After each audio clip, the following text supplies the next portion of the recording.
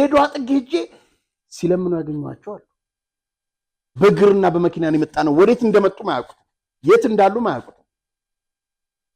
ዛሬ አዲስ አበባ ጎዳናን ተመልከቱ። አንድ የሌላ ብሔር ተወላጅ ታገኛለህ የሚለምን ጠቅላላ የትግራይ ተወላጅ ነው። ጦርነት ያመጣበት ነው። ጦርነቱን ያመጣው ደግሞ ህወሓት ነው። ነፍሳቸውን ሊሰጡ ይችላሉ አይችሉም? አሜሪካ የተመቻቸ ኑሮ ላይ እየኖሩ ነው። የት ነች ትግራይ ሀገር የምትሆነው? ከኢትዮጵያ የኢትዮጵያ መስራች እኮ ነች ትግራይ። ወዴት ነው የምትሄደው? እንዴት ነው ሀገር የምትሆነው? የኤርትራ መሪ ኢሳያስ አፈወርቂ ወይም ሻዕቢያው ለደብረጽዮን የጻፉት ደብዳቤ እጃችን ገብቷል። ተጸዋዕነት ናምን ከይዱ ናብ አዲስ አበባ ተጠሪነት ወደ አዲስ አበባ ታዲያ ወደ እናንተ እንዲሆን ነው እንደምትፈልጉት? ባጀት የሚላከው ከማዕከላዊ መንግስት ነው። ትግራይ የራሷ የምትተዳደርበት ሶርስ የላት። ምክር ቤቱ ማን ነው? ወያኔ። ምክር ቤቱ ማን ነው? እናንተ ናችሁ። ፍትህ የሚሰጡት እነሱ ናቸው። መዝገብ አይደለም ዳኝነት፣ ህገ መንግስት፣ መጽሐፎች፣ የህግ አንቀጽና አዋጆች አይደሉም ፍትህ የሚሰጡት። እዚህ ለሴራ ለመልካም ተግባር ነው የሚሰንፈው ኢሳያስ። መልካም ተግባርን አያውቀውም፣ ልማትን አያውቀውም፣ ኢኮኖሚም ቅድም እንዳለው በወጣቱ አጠቃላይ ኤርትራን አድቅቋታል። አሁንማ በግልጽ ለይቶለታል። ታደሰም እያለ አሁንም በደብረጽዮንም ያ ወርቅ እንግዲህ በኤርትራ በኩል እየወጣ ኢትዮጵያን ለመውጊያ እየዋለ ነው። የጦር መሳሪያ እየተገዛ ነው። በዚህ ሰውዬ ላይ ትኩረት እንዲደረግ እንግዲህ የበኩላችንን ጥቆማ እንሰጣለን። በእውነት ኢትዮጵያ ውስጥ ሌላ አካባቢ ይሻላል ጭላንጭል ነበረ። ትግራይ ውስጥ ፍትህ የሚባል የለም። 7 ቦታ በጩቤ ወቅተው እኮ ነው የገደሉት። ሰዎቹ ለስም እስር ቤት ገቡ። ከዛ በኋላ ወጡ። የገደሉት ወያኔዎች ላይ። ትግራይ ትስር ይላል። ማንን ነው የምታሸንፈው? እንዲህ ሁሉ ወጣት እኮ አለቀ። ማንን ነው የምታሸንፈው? እስቲ ሌላ የጋራ ጠላት አላት? ማንን ነው የምታሸንፈው? ጠላት ካላት እነ ስብሐት ከህወሓት በላይ ጠላት የላት። ትግራይ ማሸነፍ ያለባት ትግራይ ትስር ብዬ እኔም ልሰልፍ የምችለው ከነዚህ ሰዎች ጋር ህወሓት እንዲጠፋ ከሆነ በትክክል ትግራይ ማሸነፍ አለበት። ማን እንዲያጠፋ? ህወሓት የሚባለው እንዲያጠፋ።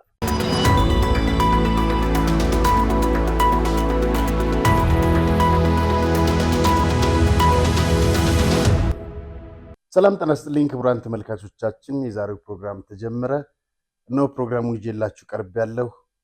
ከኤርትራ መሪ ኢሳያስ አፈወርቂ ወደ አደመ የተላከ ሚስጥራዊ ደብዳቤ ዳዊት ገብረ እግዚአብሔር በጽምዶ አስመራ አንዲት ድንቅ ጋዜጠኛ፣ የትግራይ ጋዜጠኛ በአዲስ አበባ ያደረገችው አስደናቂና አስደማሚ ንግግር እና ሌሎችም መረጃዎችን ይዤ ቀርቤያለሁ። ፕሮግራማችንን ተከታተሉ።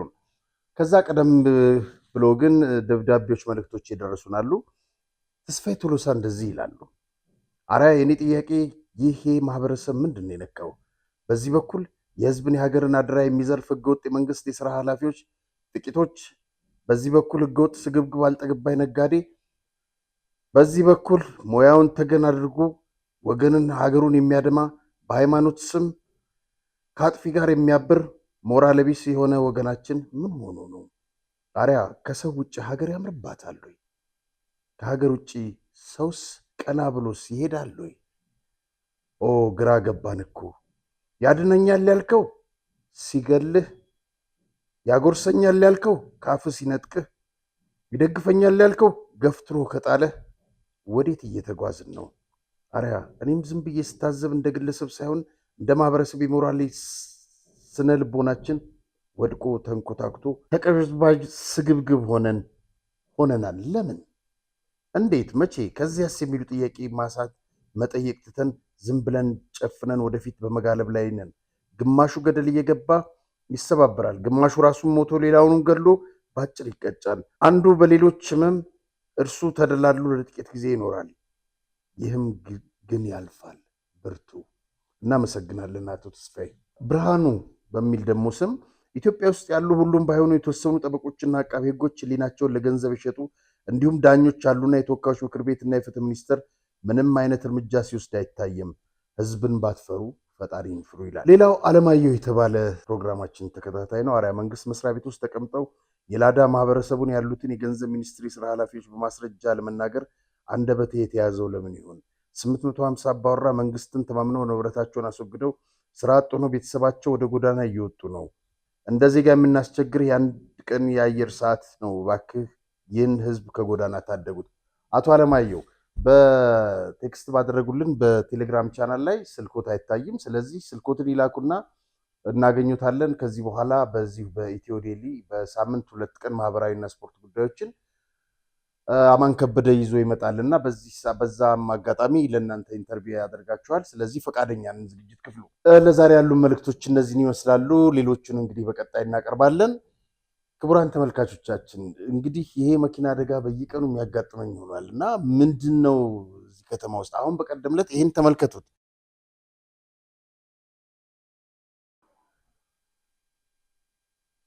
አፍሪካ ህብረት ወይም አፍሪካ ጎዳና ላይ አፍሪካ ህብረት ላይ ግንቡን ጠርሙሱን የገባው አይሱዙ እንዴት እንደገባም አላውቅም። እና ምንድነው ከመጠን በላይ ማሽከርከር ተመልከቱት። አፍሪካን ህብረትን ግንብ ጥሶ ነው እንደዚህ የገባው ይሄ አይሱዙ። እና ባካችሁ ያስተዋልን አሽከርክር ለማለት ነው። እንግዲህ በጠዋት ነው ይሄ ነገር የሆነው። በምን አይነት ፍጥነት ከየት እንደመጣም አላውቅም። ወደ ዋናው ፖለቲካዊ ጉዳዮች ስናልፍ እንግዲህ ወደ ዛሬው አጀንዳ የኤርትራው መሪ ኢሳያስ አፈወርቂ ዛሬም በዚህ እግራቸው እንግዲህ ወደ 90ዎች ውስጥ አይገቡም።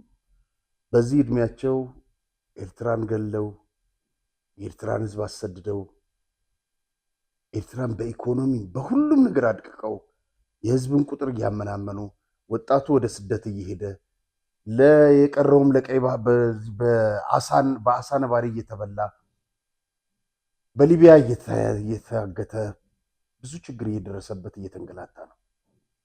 ኤርትራ ከመቼውም ጊዜ በላይ ደቃለች።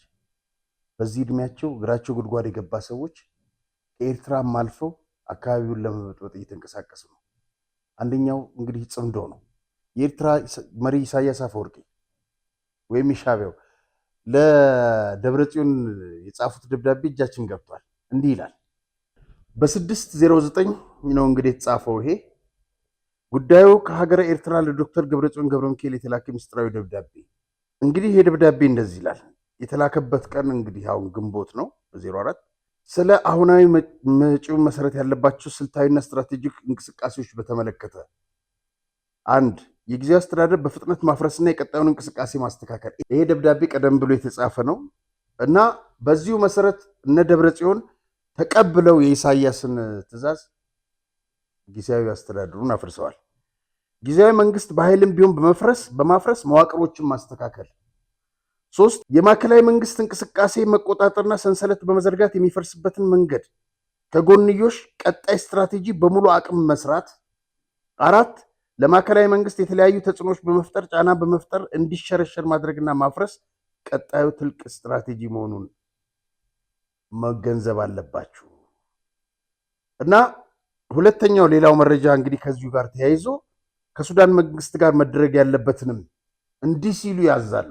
ማን? ኢሳያስ አፈወርቂ። ከሱዳን መንግስት የአልቡርሃን ሰራዊት ጋር በመታገዝ ጫናን በመፍጠር የፌዴራል መንግስትን ማፍረስ ስትራቴጂካዊ ስምምነት መሆኑን መገንዘብ አለባችሁ። ይህ ምስጢራዊ ስልታዊና ስትራቴጂክ እንቅስቃሴ ሱዳን፣ ኤርትራና ህወሓት በሚል በጽምዶ ቀጣይነት እንደሚኖረውም በዚሁ በደብዳቤያቸው ነው ያመላከቱት። ሽማግሌው ወይም አዛውንቱ እንግዲህ በዚህ እድሜያቸው ይሄንን ብጥብጥ እያደረጉ ያሉት እና በጣም ሰፊ ነው። ዋናው እንግዲህ ጽምዶን ነው። ከሱዳን እንግዲህ የጀመረችው እንቅስቃሴ አለ። ለዚህ ለሴራ ለመልካም ተግባር ነው የሚሰንፈው ኢሳያስ። መልካም ተግባርን አያውቀውም፣ ልማትን አያውቀውም። ኢኮኖሚም ቅድም እንዳለው በወጣቱ አጠቃላይ ኤርትራን አድቅቋታል።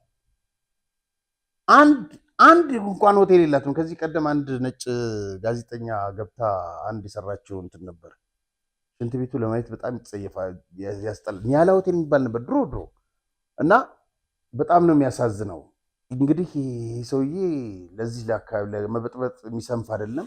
ኢሳያስ ቀደም ሲል ያልወረረው እኮ ሀገር የለም። የመንን፣ ሀኒሽ፣ ሱዳንን፣ ጅቡቲን፣ ኢትዮጵያን ያልወረረው፣ ያልተተናኮለው፣ ያልተጣላው፣ ያልተዋጋው ሀገር የለም። ስለዚህ ውሎና አዳሩ ሴራና ፖለቲካ፣ የሴራ ፖለቲካና ጦርነት ውጊያ ነው። አሁንም ከሱዳን ጋር ተባብረን ህወሓትን ይዘን በግብፅ መሪነት እንግዲህ ይህንን አፍራሽ እንቅስቃሴ እያደረገ ነው። ሌላው እንግዲህ ከዚህ ጋር ተያይዞ የአፋር ወጣቶች ወደ ኤርትራ ታፍነው ተወስደዋል። ከዚህ በፊት መረጃው እንደሚያመለክተው ከዚህ በፊት በኤርትራ ውስጥ የሰለጠኑ ወደ ትግራይ ገብተው ወደ አፋር ዳር ተመድበው የአወል አርበንና የፌዴራል ኃይልን ወቅተን አፋርን ነፃ እናወጣለን በሚል በሻዕቢያ ተመልምለው እየተንቀሳቀሱ ነው የሚገኙት። እነዚህም ኡጉጉመ የአፋር ነፃ አውጪ ነው የሚባሉት። ግንባር ተጨማሪ ሰልጣኞች መመልመል ወደ ኤርትራ ለስልጠና መላካቸው ነው እንግዲህ መረጃው የሚያመለክተው። ቁጥራቸውን በተመለከተ ከ400 በላይ ናቸው። አብዛኞቹ ከሰሜን አፋርና ኮርባንና በረሃላ አካባቢ ናቸው። አጠቃላይ ሲደመሩ እንግዲህ ቁጥራቸው በህወሓት የሰለጠኑ 1000፣ በኤርትራ የሰለጠኑ 4000፣ በኤርትራ በስልጠና ውስጥ ያሉ 1600፣ አሁንም ወደ ኤርትራ ለስልጠና የተላኩት 400፣ በአጠቃላይ 7000 አፋር ነፃ አውጪ ይሆናሉ። ዓላማቸውን በተመለከተም አንደኛ አፋር የውጊያ ቦታ እንድትሆን አንፈቅድም። 2 የአወል አርባ ስርዓት ወርዶ በእኛ መተካት አለበት። 3ኛ አፋርን ይዘን እንገነጠላለን። 4 የአፋር ተወላጅ ያልሆኑ በአፋር ውስጥ ያሉ ባለሀብቶች ወጥተው ለአፋር ገበሬዎች ይሁን።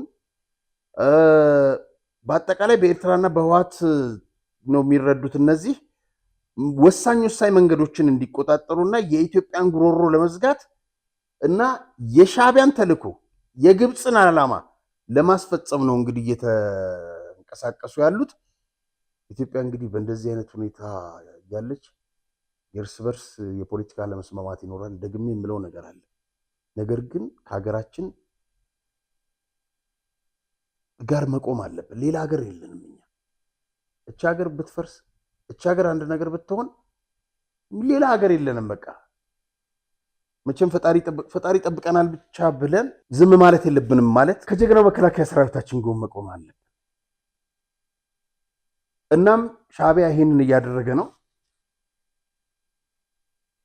በቀጣይ ምን ያመጣል? ምንም እንደማያመጣ ግልጽ ነው፣ ግን መራወጡ አይቀርም። እንግዲህ በአካባቢያችን ያሉትን ጎረቤቶቻችንን በሙሉ እያስተባበረ ነው። በሶማሊያም እንግዲህ እንደ አዲስ እንቅስቃሴ ለመጀመር የተያያዙ ናቸው። እንግዲህ ይሄው አሁን በትግራይ የተጀመረው ሁኔታ እናየዋለን። በአስመራም በሱዳንም በሶማሊያም ግብፅ የምታደርገው እንቅስቃሴ ይሄ ሁሉ ነው እንግዲህ እየተረባረቡብን ያሉት። የምስራች ለነጋዴዎች በሙሉ ሜሪት ፕሮፐርቲስ በመሃል መርካቶ ተክለ ሃይማኖት የንግድ ሱቆችን ከ440 ሺህ ብር ቅድሚያ ክፍያ ጀምሮ ማለትም ከ2,200,000 ሺህ ብር ጠቅላላ ክፍያ ጀምሮ በአንድ ዓመት የሚረከባቸውን ሱቆች ከ11 ካሬ ጀምሮ በኔት ኤሪያ የተለያዩ የሱቅ አማራጮችን ለሽያጭ አውጥተናል። በተጨማሪም በመሃል ፒያሳ ከአራዳ ፓርክ ፊት ለፊት 4000 ካሬ ላይ ያረፈ ዘመናዊ የመኖሪያ መንደር ከ40% የባንክ ብድር ጋር ይዘንላችሁ መጥተናል። ባለ 1 መኝታ ከ612,000 ብር ቅድመ ክፍያ ጀምሮ፣ ባለ 2 መኝታ ከ1,100,000 ብር ቅድሚያ ክፍያ ጀምሮ፣ ባለ 3 መኝታ ከ1,600,000 ብር ቅድመ ክፍያ ጀምሮ በ2 ዓመት ከ6 ወር ውስጥ የምናስረክባቸውን አፓርትመንቶች ከ35% ቅናሽ ጋር ለአጭር ቀናት ይዘን መጥተናል። ለበለጠ መረጃ 0970694303 ፈጥነው ይደውሉ። ሜሪት ፕሮፐርቲስ። እንግዲህ እዚህ ፎቶ ላይ የምታዩት ሀብታም ነኝ የሚል ዳዊት ገብረ እግዚአብሔር ይባላል። ብዙ ሀገራት ላይ የመሳሪያ ድለላ ነው የሚሰራው። ከቀናት በፊት የአስመራ ገብቷል። ይህ ሰው የሞንጆሪኖ የፈትለ ወርቅ ገብረ እግዚአብሔር ታላቅ ወንድም ነው። የስብሃት ነጋ የእህት ልጅ ነው። እንደዚህ ነው እንግዲህ እየተዛመዱ ኢትዮጵያን ለማጥፋት የሚንቀሳቀሱት።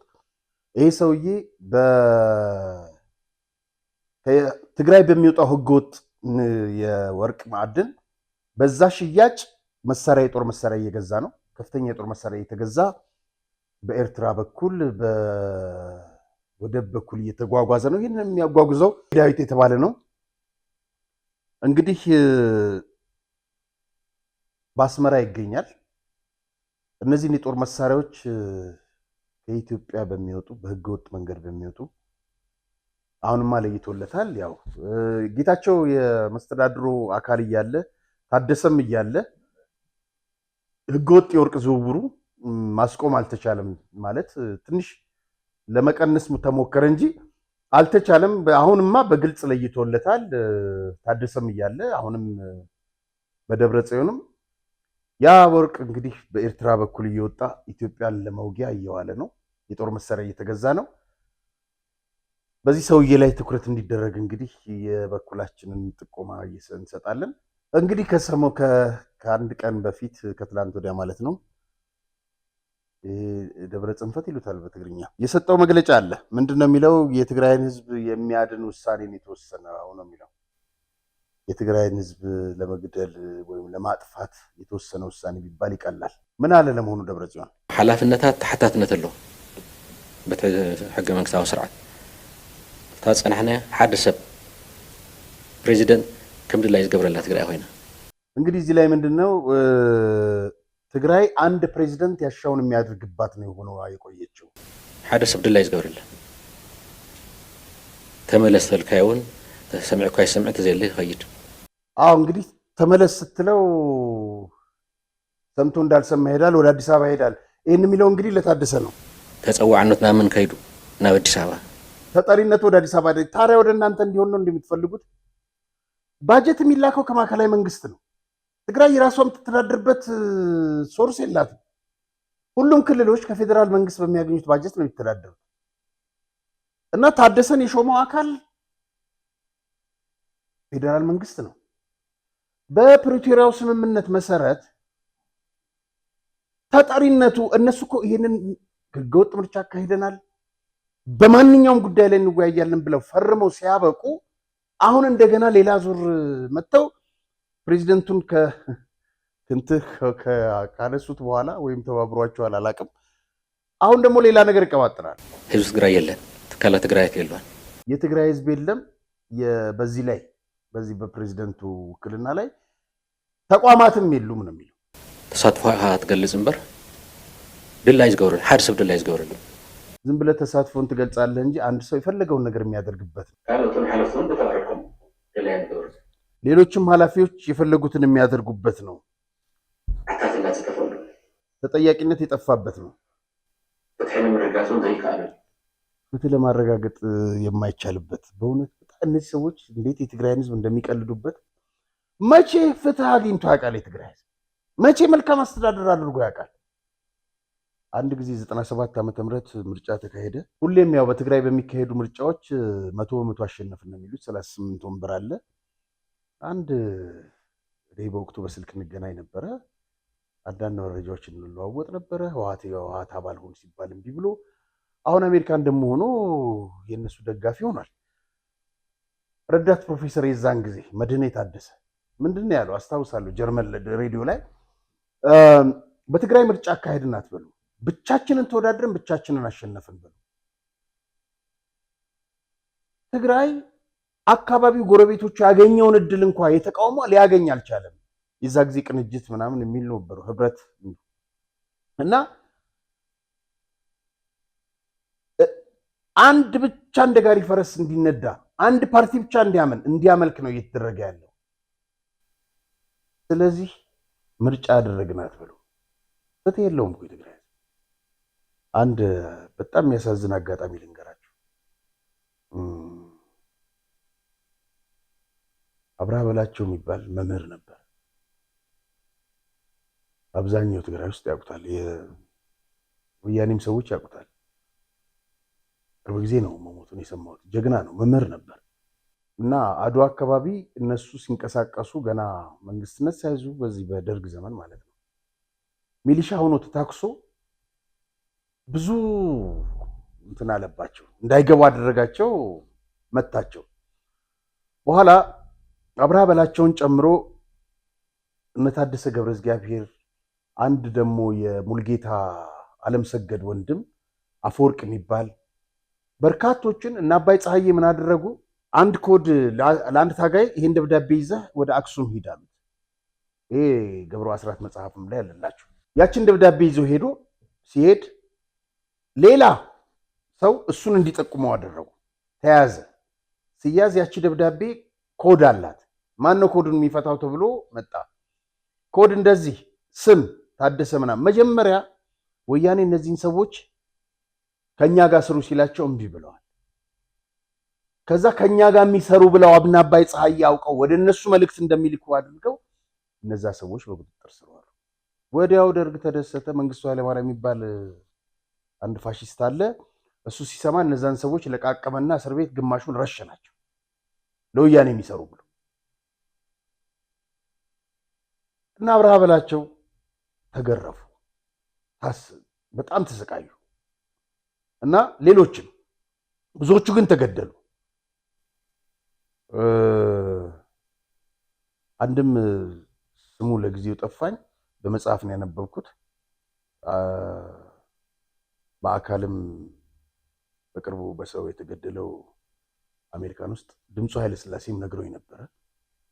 በይዘውት አፍነውት ከ4 ኪሎ ቱሪስት የታወቀ ስም ነበረው። ትግራይ ተወላጅ ነው፣ የተማረም ሰው ነው። ቁልቁል የዩኒቨርሲቲውን ቁልቁለት ሲወርዱ ከሹፌሮቹ ጋር ታግሎ ድልድይ ውስጥ ገባ። እጆቹን ሁሉ ሰበሩት ምናምን። ከዛ በኋላ አሰቃይተው ነው የገደሉት። እና ምን ለማለት ነው? እነዛ ሰዎች ምንም የሚያውቁት ነገር አልነበረም ከወያኔ። ከዛ 15 ዓመት 10 ዓመት ታስሮ 10 ዓመት ወይ 15 ዓመት ታስሮ ወጣና አብርሃ በላቸው ኢህአዴግ ገባ። ኢህአዴግ ደግሞ ተቀበለና ከዚህ በፊት ወቅተናል ብሎ እስር ቤት ከተቱት። የራሳቸውን ካድሬዎች ሰብስበው 84 ዓመተ ምህረት የምታስታውሱ ትኖራላችሁ። ትግራይ ውስጥ ምንድነው የተካሄደው? ሰብስበው ህዝቡን ይህንን እኔ ገብሩ አስራት መጽሐፍ ላይ አላየሁትም። ይህንን ግን ማካተት ነበረበት፣ ምክንያቱም ፕሬዚደንት የነበረው እሱ ነው። ህዝቡን ሰብስበው ህዝቡ አይደለም የሚፈርድበት የነበረው ካድሬው ነው። ተሰብስቦ አብርሃ በላቸው ስንት ዓመት ይገባዋል? 25 ዓመት እድሜ ልክ ሞት እያሉ ፈረዱባቸው። በዛ መሰረት እስር ቤት ተወረወሩ። 96 ዓመተ ምህረት ስንተኛ ዓመቱን በዓል እንደሆነ አላውቅም። ያኔ ሲያከብር በየ3 ወሩ ነው የ6 ወሩ የካቲት ወር ላይ አንድ ሰፋ ያለ መጽሔት ወጣ። ጋዜጣውን ታገኙታላችሁ እና ኢትዮጵያ ጋዜጣ ላይ በዜና መልክ በፊት ለፊት ገጽ ተርጉም ያወጣሁት በትግርኛ እና አብርሃ በላቸው እንደዚህ ነበር ያለው። እኔ አሁን እስር ቤት ውስጥ 70 ዓመት ሆነኝ። ደርግ 10 ዓመት አስሮ አሰቃየኝ። አሁን ኢህአዴግ ተቀበለና 12 ዓመት እስር ላይ ያቆየ ነው። ገና 25 ዓመት ደግሞ ተፈርዶብኛል በፍርድ ቤት ክሴ ሳይታይ። ምንድን ነው ያደረኩት? በዚህ እድሜ እኔ አብርሃ በላቸው ደደቢት በረሃ ወርጄ ልታገል ነው? መሳሪያ ላነሳ ነው? በሽተኛ እኮ ነኝ። ምን አለ ከደቡብ አፍሪካ ብንማር፣ ይቅር ብንባባል ምን አለበት የሚለው በጣም ማረሳው።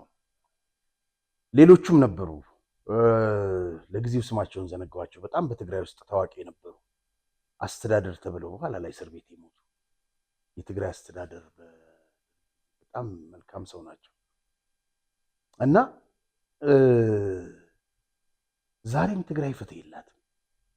ይህንን ለማሳየት ነው። ስለ ፍትህ ያወራል።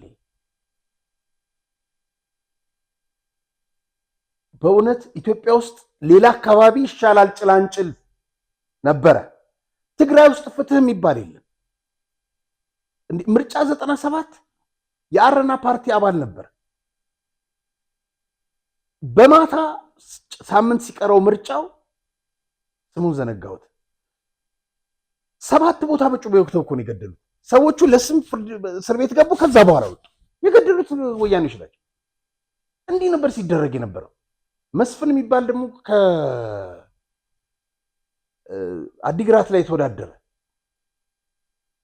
በመኪና እንትን ብለው ነው ገለው ጉድጓድ ውስጥ የጨመሩት። እንዲህ አይነት ነገር ነው የተካሄደው። ምን ፍትህ አለ? አትሊስት እዚህ ሰብአዊ መብቶች ምናምኖች ይጮሁልሃል። የሆነ ፍትህ ልታገኝ ይችላል። ፍትሁም ጭላንጭል ነበር፣ ይሻላል። እውነት ለመናገር ትግራይ ውስጥ የለም፣ አሁንም የለም። በፊትም አልነበረም፣ አሁንም የለም። ፍትህም ሄዳ ከህገ ወጡ ምክር ቤት ከእሱ ጋር ነው የምትተሳሰረው አለ። የዳኝነት ስርዓት ከምክር ቤቱ ጋር የምትተሳሰረው አሁን ጥሩ አመጣ። ምክር ቤቱ ማን ነው? ወያኔ። ምክር ቤቱ ማን ነው? እናንተ ናችሁ። ፍትህ የሚሰጡት እነሱ ናቸው። መዝገብ አይደለም ዳኝነት፣ ህገ መንግስት፣ መጽሐፎች፣ የህግ አንቀጽና አዋጆች አይደሉም ፍትህ የሚሰጡት፣ እነሱ ናቸው ፍትህ የሚሰጡት።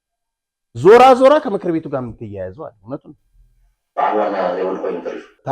ታደሰ ስልጣን ላይ ሲይዝ ማለት ነው። ወይም በቃ ባለቤት የሌላት ሆኖ ቀረች። ወደ ምክር ቤት ቤት ሲገባቸው ባለቤት አልባ ሆነው ቀርተዋል። አያችሁ፣ ወደዛች አፈና ውስጥ ለመክተት ነው የሚፈልጉት። ወደዛች አፈና ውስጥ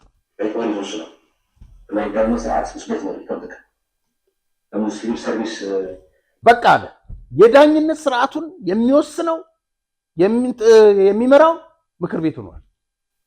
ይሄው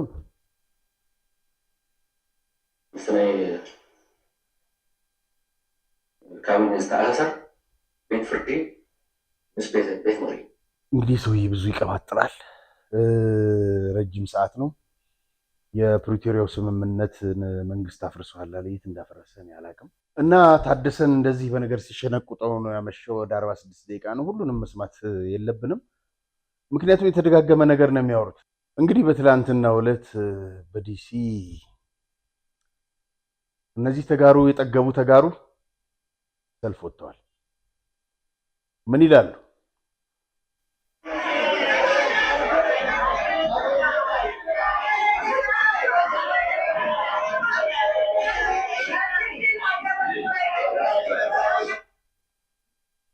ሀገረ ትግራይ ነው የሚሉት። እንግዲህ ቁጠሯቸው።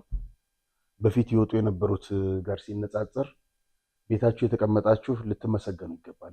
ይህን ሰልፍ ያልተቀላቀላችሁ፣ ይሄ እየተደገሰላት ያለው ትግራይ ሌላ ዙር ጦርነት ውስጥ እንድትገባ ነው። ጽምዶ የሚባል ለእናንተ የተሰወረ ነገር አይደለም። ስንት ወጣት ነው ሊሞት የሚፈለገው? እነዚህ ሰዎች አንድ ልጃቸውን ሊሰጡ ይችላሉ? ፈቃደኞች ናቸው? ነፍሳቸውን ሊሰጡ ይችላሉ? አይችሉም። አሜሪካ የተመቻቸ ኑሮ ላይ እየኖሩ ነው። የት ነች ትግራይ ሀገር የምትሆነው ከኢትዮጵያ? የኢትዮጵያ መስራች እኮ ነች ትግራይ። ወዴት ነው የምትሄደው? እንዴት ነው ሀገር የምትሆነው? ብዙ ሶርስ እኮ ያስፈልግሃል። ዝም ብለህ ሀገር እኮ አይኮንም እኮ። በኢትዮጵያ ምድር በግምት ነው እንግዲህ እስከ 1 ሚሊዮን የሚሆን ተጋሩ በተለያየ ሙያ ተሰማርቶ ይሰራል። ብቻ እንዳይመስላችሁ ድሬዳዋ ጥግ ሄጄ ሲለምኑ ያገኟቸዋል። በእግርና በመኪና ነው የመጣ ነው። ወዴት እንደመጡ ማያውቁትም፣ የት እንዳሉ ማያውቁትም። ዛሬ አዲስ አበባ ጎዳናን ተመልከቱ። አንድ የሌላ ብሔር ተወላጅ ታገኛለህ የሚለምን ጠቅላላ የትግራይ ተወላጅ ነው። ጦርነት ያመጣበት ነው። ጦርነቱን ያመጣው ደግሞ ህወሓት ነው። ጀግናው የህወሓት ሰራዊታችን ምናምን ይላሉ እነዚህ። በአንድ ሀገር ሁለት ሰራዊት ሊሆናል እንዴ? ስሟቸው።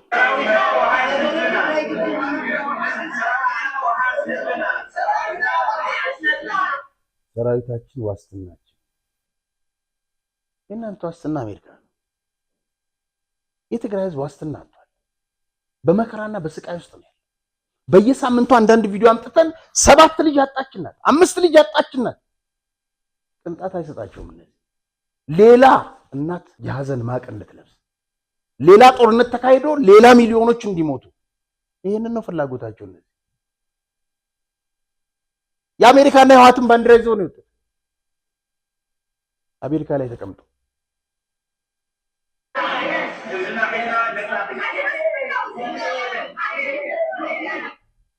እንግዲህ እነዚህ ስብሃትም እነዚህ የነ ዳዊትም የነ ምናምን ቤተሰብ ሊሆኑ ይችላል። የፈለጉትን ይሆኑ፣ ግን በተመቻቸ ኑሮ ውስጥ ሆነው ዛሬም ጦርነት እየቀሰቀሱ ዛሬም ስለ ጽምዶ እያላዘኑ ሌላ እልቂት የሚደግሱ እነዚህ ስብሃት ካልሆኑ ማን ይሆናል? እነዚህ ደብረ ጽንፈት ካልሆኑ ማን ሊሆን ይችላል?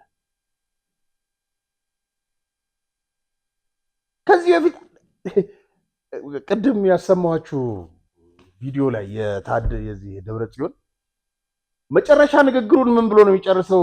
ሲናገር ትግራይ ተስዕር ነው የሚለው። ማንን ነው የምታሸንፈው ትግራይ?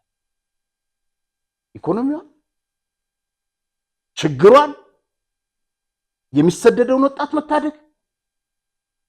ማንን ነው የምታሸንፈው? እሾህ እየወጋት አንድ ልጇን ያጣች በእግሯ የምትሄድ በቀደም ያሳየናት እናት ነበረች። እነዚህ በተንደላቀቀ ጫማ እየሄዱ በተንደላቀቀ አልጋ ላይ እየኖሩ ጥሩ ምግብ እየበሉ ጥሩ ስራ እያላቸው ልጆቻቸውን በጥሩ ሁኔታ እያስተማሩ ቤተሰባቸውን እየተንከባከቡ ሌላ ትግራዋይ እንዲሞት ይፈልጋሉ። ሌላ ትውልድ እንዲያልቅ ይፈልጋሉ። ትግራይ ትስዕር ይላል። ማንን ነው የምታሸንፈው? እንዲህ ሁሉ ወጣት እኮ አለቀ። ማንን ነው የምታሸንፈው? እስቲ ሌላ የጋራ ጠላት አላት። ማንን ነው የምታሸንፈው? ጠላት ካላት ከነ ስብሐት ከህወሓት በላይ ጠላት የላት። ትግራይ ማሸነፍ ያለባት ትግራይ ትስዕር ብዬ እኔም ልትሰልፍ የምችለው ከነዚህ ሰዎች ጋር ህወሓት እንዲጠፋ ከሆነ በትክክል ትግራይ ማሸነፍ አለበት። ማን እንዲያጠፋ? ህወሓት የሚባለው እንዲያጠፋ። በዚህ አጋጣሚ ሌሎችም ሰልፎች ተካሂደው ነበር። ጀግናው የኢትዮጵያ እግር ኳስ ባለውለታ መንግስቱ ወርቁ የሱን ታሪክ እንግዲህ ብዙዎች ታውቁታላችሁ። ያው እኛ በወቅቱ ደርሰን ባናየውም የመንግስቱ ወርቁን ታሪክ ማያውቅ የለም። ይሄ ልጅ የመንግስቱ ወርቁ ልጅ ነው፣ ዳዊት መንግስቱ ይባላል። ሌላ ሰልፍ ነበር ከኤርትራ ጋር በተያያዘ እና አንዳርጋቸው ጽጌ ያሉበት። መቼም በጣም ያሳፍራል። አንዳርጋቸው በጣም እንግዲህ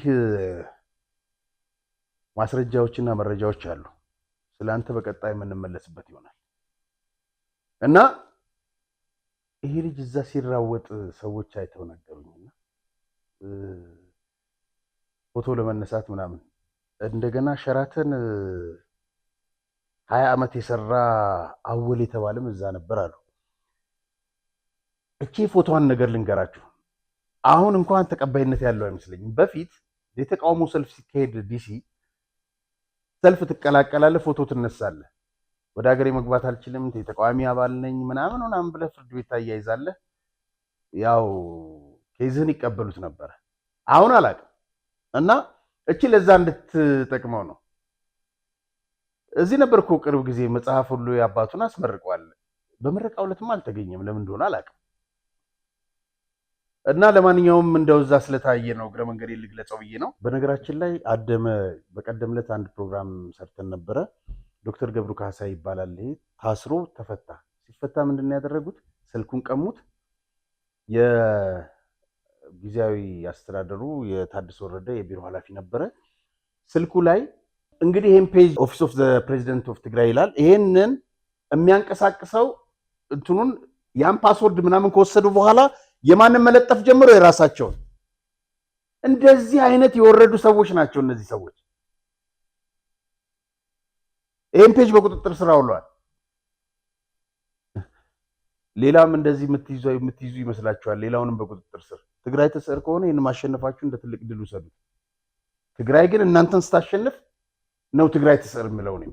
በዚች ልጅ ንግግር ከመደመሜ የተነሳ ደጋግሜ ባዳምጠውም ጠግቦ አልቻልኩም። ዛይድ ተስፋይ ትባላለች።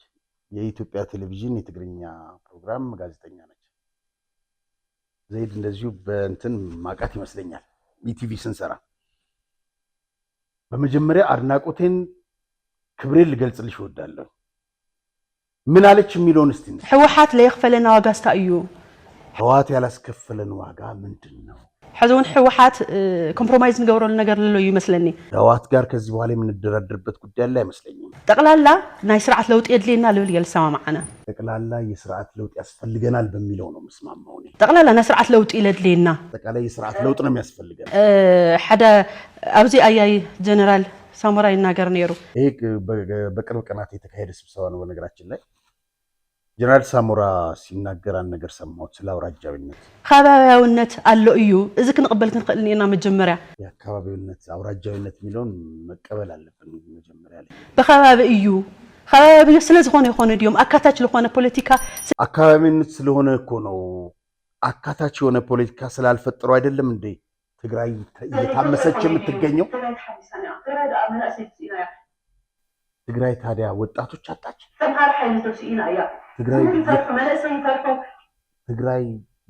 ትግራይ ምሁር አጣች። ወጣት ይፈራሉ፣ ምሁር ይፈራሉ፣ ሀሳብ የሚያነሳ ሰው ይፈራሉ። እዚህ ላይ የደረስነው ለዚህ ነው። ወንድሜ ወንድሜ ልጅ እህቴ ልጅ የከሌ ልጅ እየተባለ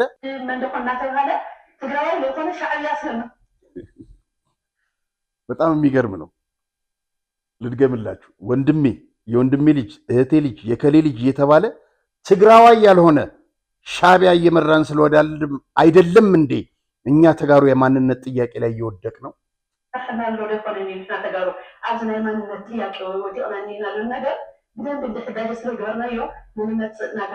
ይህንን ነገር በደንብ ካላብላላ ነው ነገ ለሚመጣውና ለምናስበው ብሩህ ተስፋ ወደፊት ሊያራምደን አይችልም የሚል ሀሳብ ነው። ንሓሰብሩ ነገር ንቅድሚት እዩ ንኸዲሉ ሓሳብ እዩ ነኒ ስለዚ ኣብዚ መጀመርያ እናረዳዳእ ሓደ ሓባራዊ ፀላ ኣለና ካብ ትግራይ ክንግድ በስመ አብ። በዚህ ላይ መጀመሪያ መግባባት አለብን። አንድ የጋራ ጠላት አለን፣ ከትግራይ መገርሰስ መነቀል የሚገባው ክግርሰስ ዝግብኦ ተራማጅ ዘይኮነ ተራማጅ ያልሆነ ኣፍላላይ ሓሳብ ዘይቅበል የሀሳብ ልዩነት የማይቀበል ሓሳብ ክፈጥር ዘይኽእል ሀሳብ መፍጠር የማይችል ኣነ ለወልኩካ ይኹን እኔ ብቻ ያልኩ ይሁን ዘመናት ማፂ ኣዶ ትግራይ ማፂ ዛይድ በጣም የምትገርም ሰው ነች። ልድገሙ። በዚህ ላይ መጀመሪያ መግባባት አለብን።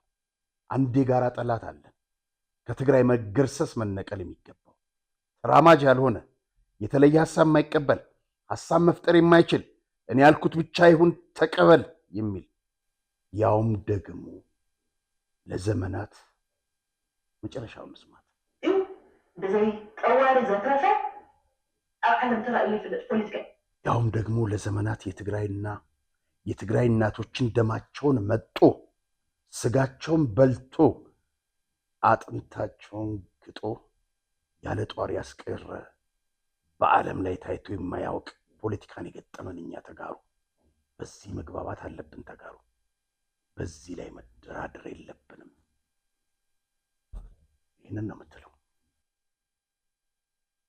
መነቀል አለበት። ማን? ህወሓት። ዛይድ ጀግና ነሽ። እንደዚህ አይነት ቃል እኔ ከጌታቸው ወይ ከጻድቃን አልሰማሁም። እንደዚህ አይነት ቃል የሰማሁት ከጀነራል ዮሐንስ ብቻ ነው። ሌሎችም አላችሁ ወደ መድረክ ያልወጣችሁ። እንደነ ጌታቸው እኮ የእንትና የህወሓት ሌጋሲ በወጣቱ ይቀጥል። ምን ሌጋሲ አለው ህወሓት? ዛሬም ይሄን ውጡና አስተባብሩ። በነገራችን ላይ ዛሬ ቀን አሁን ጠዋት ነው ይሄ እንግዲህ ቀረጻ እያካሄድን ያለ ነው። አንድ ካውንስል ይቋቋማል፣ እነሱም ይገኛሉ። ምንድነው ካውንስሉ ምናምን በቀጣይ የምናየው ይሆናል። ገና ከመመስረቱ ገና ሳይመሰረት በእግሩ ሳይቆም ምንም አይነት ተቃውሞ አናሰማም። ጥሩ ከሆነ እንቀጥላለን። ኢትዮጵያ ቴሌቪዥን 2014 ይሄ አንድ ውጭ የነበረ ሚዲያ አሁን የተበታተኑት በገንዘብ የተጣሉት የትግርኛ ሚዲያ ኢትዮጵያ ቴሌቪዥን ያላችሁ ጋዜጠኞች፣ ካሜራ ባለሙያዎች ምናምን ጥቁር ልበሷል። በሙሉ ጥቁር ለበሱ። አንድ ሚኒስትሩ የሆነ ባለስልጣን ነው የሆነ የክልል የትግራይ ተወካይ ብቻ ያነጋግሩ ነበር። ዛይድን ደግሞ የመሰለው አለ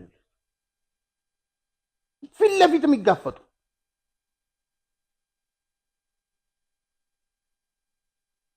ለህሊናቸው ያደሩ እውነትን የሚጋፈጡ አበበች እህትሽ ነች እንዴ? እና ከአንቺ በኋላ እንግዲህ ይች ልጅ ፈርታለች። በጣም ደስ ይላል። ዛይድ በጣም እናመሰግናለን። ፈቃደኛ ከሆንሽ ቃለ ምልልስ ብናደርግሽ ደስ ይለኛል። እንግዳችን እንድትሆኝ በጣም ተባረኪ። በዚህ በፎቶ ላይ የምናያቸው እንግዲህ ከዚህ ቀደም ስለሳቸው ጀነራል ገብረዴላ ይባላል። ይሄ እንግዲህ ሱዳን ውስጥ እና ሌሎችም ሀገራት ላይ የሰላም አስከባሪ ሆኖ እያለ የተነሳው ፎቶግራፍ ነው። ለምን ሄደ? በጣም ምስኪን ሰው ነው። ለምን ህወሓት ጋር ሄዶ እንደተቀላቀለም አላውቅም። ግን አሁን ትንሽ ያለመግባባት ፈጥሯል ከአደመ ቡድን ጋር። በዚህም እስከ ሰሞኑ ከስልጣን አንስተውታል። ከስልጣን አንስተውት የትግራይ ፖሊስ ኮሚሽን ኮሚሽነር ነበር። በሱ ምትክ እንግዲህ የምታዩትን ይህ ደጎ ስዩምን ሾመዋል የትግራይ ፖሊስ ኮሚሽነር። በጣም የሚገርማችሁ ይሄስ ግለሰብ ከዓመት በፊት በወጣ አንድ ዝርዝር መረጃ ላይ ከነ ወድንበይቴ ጋር ምናምን በመሆን ከኤርትራኖች ስንት ሺህ ዶላር እየተቀበሉ ህገወጥ የሰዎች ዝውውር የሂውማን ትራፊኪንግ ሲያከናውን የነበረ ነው። ትግራይ ምን አይነት አስተዳዳሪዎች እየተሾሙላት እንደሆነ ተመልከቱ። ገብረዴላም ከጥፋተኞች ጋር ነው የተሰለፈው። ቢያንስ ግን እዛ ውስጥ አልነበረም። ይሄ ሰውዬ ኤርትራውያን ሲጠፉ ትግራዮችንም ጭምር ገንዘብ እየተቀበለ ወደ ውጭ ያሸሽ ነበር። ስለዚህ ይሄን እንዳይካሄድ ነው፣ ይሄን እንደገና አጠናክሮ እንዲቀጥል ነው የተፈለገው። ይሄ ሰውዬ ካላዩ ይባላል። የምንድነው የግጭት አፈታት ጉዳይ ምናምን ግጭትን የሚያጠናክር ሰውዬ ደግሞ ሲሾሙ እኮ በጣም የሚገርሙ ናቸው። ሹመት ሲሰጡ የሚገርሙ ናቸው። ስሙት የሚለውን በአማርኛ የክልል ከተሞች ማስዋቡ የሚለውጣት የሚቀይራት አገር አይደለች። ከመሰረቱ ምን አይነት በጣም ድንቁርና ነው። እንግዲህ ስሙ በፌዴራል መንግስት እየተካሄደ ያለውን ልማት እና ለውጥ ነው የሚቃወም ያለው። እንግዲህ በጣም አበላሽተው ታቆሽሸውት ከሄዱት ቤተመንግስት ጀምሮ የጸዳው ነገር ለምን የሚሉ ናቸው እነዚህ።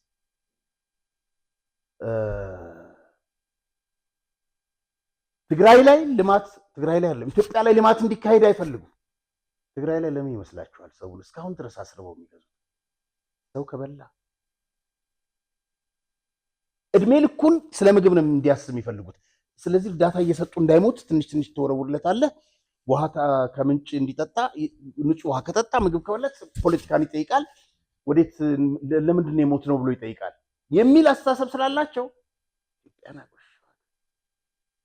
ትግራይን አደየተው እንደዚህ ነው የሚፈልጉት። ተመልከቱት፣ ስሙት። ስትራቴጂና ስልት ነው ነድፈው አገሪቱ ለማሻገር እየሰሩ ያሉት ብለን ካየን ከከተማ እና ከመዝናኛ ግንባታ ውጭ ለኢኮኖሚያዊ እድገት የሚጠቅሙ የኢኮኖሚ ስትራቴጂዎች ሲነድፉና ሲሰሩ አይታይም። ተመልከቱ የደንቆሮ ትንታኔ። ለዚህ መልስ የምትሆን እስቲ እናዳምጣት። እኔ ልክ እንደባለፈው አሁንም አስመራ መሄድ ፍላጎት አለኝ። ችግር የለብኝም። ምን ከሆነ ትርፍ ካለው ነው። ትርፍ ከሌለው ጊዜ ማባከን ነው። እኔ ባሌ የመላለስበትን ጊዜ ዝም ብዬ በከንቱ አስመራ ልመላለስ አልችልም። ጊዜ የለኝም፣ ስራ አለኝ። ጦርነት አንፈልግም የምንለው ደግሞ በምክንያት ነው። እኛ እንዳያችሁት የሚያጓጓን ነገር አለ። የ10 ቢሊዮን ብር ኤርፖርት እንገነባለን። የ10 ቢሊዮን ብር ነዳጅ ማዳበሪያ እንገነባለን። የ9 ቢሊዮን ብር ቤት እንገነባለን። ኮሪደር እንገነባለን። ይሄ ሁሉ የሚያጓጓ ስራ እያለ ሰው ጦርነት ሊያስብ አይችልም። ይሄ ግጭት አፈታት የሚባለው ሰውዬ ግጭት ነው የሚፈልገው። ስለ ልማት ነው እየተወራ ያለው። ኤርፖርት በ10 ቢሊዮን ኮሪደር፣ ብዙ የሚያጓጉ ነገሮች አሉ። ስንዴ፣ እርሻ፣ ይሄ ነው። እነ ደብረጽዮን በየዕለቱ ህዝቡን አጥፍተው ስለ ዘር ማጥፋት ነው የሚያወሩት። ሌላ ዘር ሊያጠፉ እኮ ነው። ትግራይን ላሳያችሁ። በእነ ደብረጽዮን ብቻ አይደለም፣ በልጆቻቸው በቤተሰቦቻቸው ሁለት ትግራይን ላሳያችሁ። አንድ ግን ሁለት ዓለም የሚኖሩባት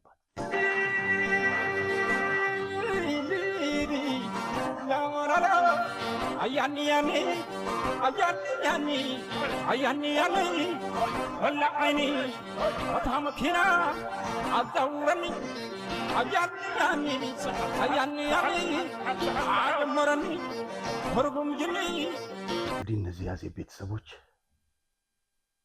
በኢትዮጵያ በተዘረፈ 4 ቢሊዮን ብር አድርገው ይደንሳሉ፣ ይጨፍራሉ።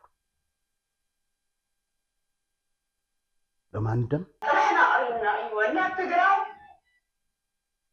ትግራይ እናት ባዶዋን ቀርታለች። ወላሂ ትግራይ ጠርሓ ቃሪያ እያ እግረ አይፀገና አጥሚያ አይሽግር አይርቃን የድቅና ግሪና የንሕና ወቼና ልጆቻችንንም አጥተን እነዛ ሌላ ዓለም ላይ ናቸው። ትንሽ ትግራይ እዚህ ቤት ውስጥ 5 ልጆቻቸውን ያጡ እናት ተቆልፎባቸዋል። ትንሽ ትግራይ ክቡራን ተመልካቾቻችን የዛሬ ፕሮግራም በዚሁ አበቃ። ቸርን ሰንብት። የምስራች ለነጋዴዎች በሙሉ ሜሪት ፕሮፐርቲስ በመሃል መርካቶ ተክለ ሃይማኖት የንግድ ሱቆችን ከ440 ሺህ ብር ቅድሚያ ክፍያ ጀምሮ ማለትም ከ2 ሚሊዮን 200 ሺህ ብር ጠቅላላ ክፍያ ጀምሮ በአንድ ዓመት የሚረከባቸውን ሱቆች ከ11 ካሬ ጀምሮ በኔት ኤሪያ የተለያዩ የሱቅ አማራጮችን ለሽያጭ አውጥተናል። በተጨማሪም በመሃል ፒያሳ ከአራዳ ፓርክ ፊት ለፊት 4000 ካሬ ላይ ያረፈ ዘመናዊ የመኖሪያ መንደር ከ40% የባንክ ብድር ጋር ይዘንላችሁ መጥተናል። ባለ 1 መኝታ ከ612 ሺህ ብር ቅድመ ክፍያ ጀምሮ፣ ባለ 2 መኝታ ከ1 ሚሊዮን 100 ሺህ ብር ቅድሚያ ክፍያ ጀምሮ፣ ባለ 3 መኝታ ከ1 ሚሊዮን 600 ሺህ ብር ቅድመ ክፍያ ጀምሮ በ2 ዓመት ከ6 ወር ውስጥ የምናስረክባቸውን አፓርትመንቶች ከ35% ቅናሽ ጋር ለአጭር ቀናት ይዘን መጥተናል። ለበለጠ መረጃ 0970694303 ፈጥነው ይደውሉ። ሜሪት ፕሮፐርቲስ